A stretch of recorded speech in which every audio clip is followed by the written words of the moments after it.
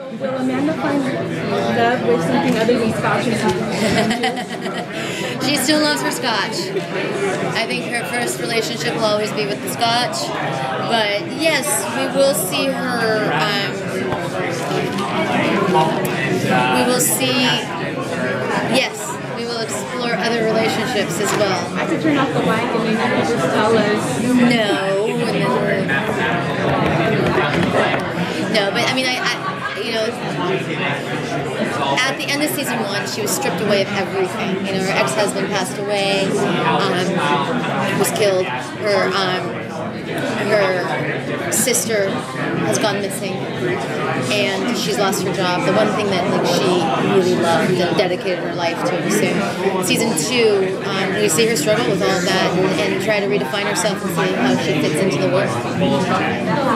Welcome back to Comic-Con. You're an old pro at this point. I'm the mayor of Comic-Con. I have to be the mayor of something. Exactly, you can be the mayor of Comic-Con. That's not a problem. How does it feel to be back with this show? What's different about this than some of your other experiences that you've had so far? Oh, you know, it's so great to be here at Comic-Con, and I really think, someone said to me earlier, they said Defiance is like the MVP of the shows here, because it really is science fiction. You know, it really embraces science fiction. And we have kind of like supernatural shows, and we have genre shows, and we have fantasy shows, but with science fiction, it's Defiance. And so it's great to, we actually have aliens. How great is it to finally have aliens back on TV on sci-fi? You know, so we finally have that, to be a part of that is huge, and we experience such huge love here at Comic-Con. Now, what about Kenya? Because obviously the sister relationship is fantastic. So, are you hoping you get that back next season? Because otherwise, I would think Amanda would be pretty lonely without her sister. Yeah, I mean, you know, Amanda's relationship with Kenya, it's not just sister, it's also in some ways mother-daughter. I mean, she raised Kenya through some very difficult times, and they had some very harrowing experiences together. She's lost. She's lost.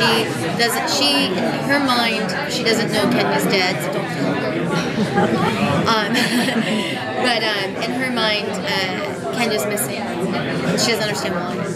She doesn't know if she said something, if it was her fault or what happened, and so her whole motivation during season 2 is trying to find out what happened to Kenya. And now Amanda's been pretty diplomatic when it comes to dealing with K-Tag.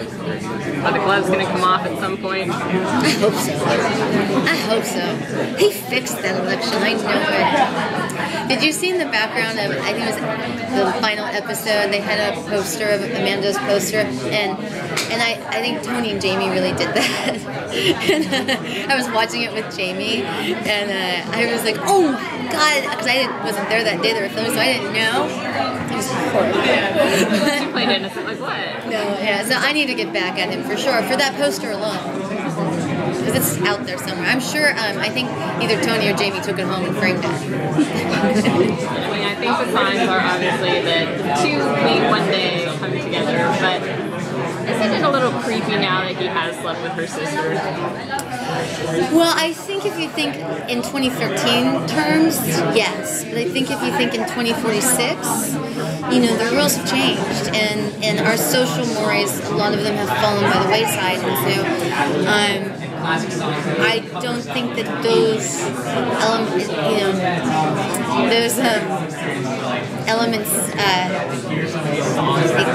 pertain anymore to the world. It's more of it's a wilder world, and anything can go.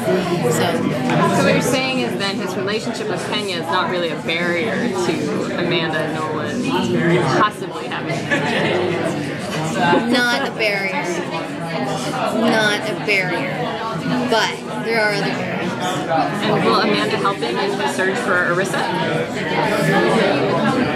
I think in many ways Amanda and Nolan are kind of experience, and they're meant to be together down the line. I think they will help each other. I think he'll help her try to find Kenya, and she will help him try to find Arissa. Like, there will definitely be support on that level. And we know that Nolan leaves Defiance. Is Amanda going to leave Defiance? I don't want to. I mean, I want to leave. I'd like to be in the game. It'd be kind of fun. But, you know, I kind of like being on the show.